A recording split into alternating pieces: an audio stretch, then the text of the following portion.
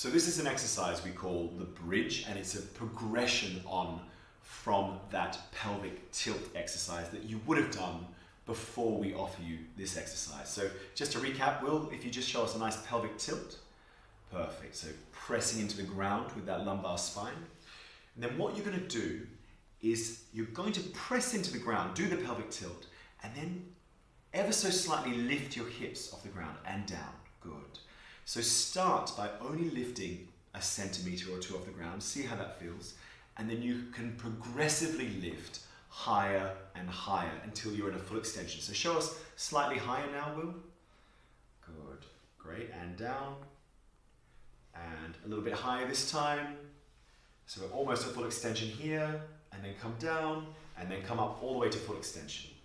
Excellent. And this is a full bridge position. And come down. Really important to remember.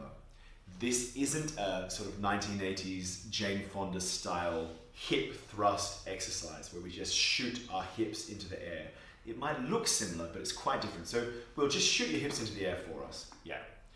There's nothing wrong with this exercise, but that's not what we're doing here. Think of it as a rolling from the pelvic tilt up into the bridge. So show us that slightly different way where we roll. Yep, good. Keep rolling. And really importantly, we do the same on the way down. So as Will comes down, he's going to gradually lower his spine onto the floor, almost vertebrae by vertebrae. So it's a roll up, show us again. Rolling up into that full extension, and then rolling down into the relaxing position.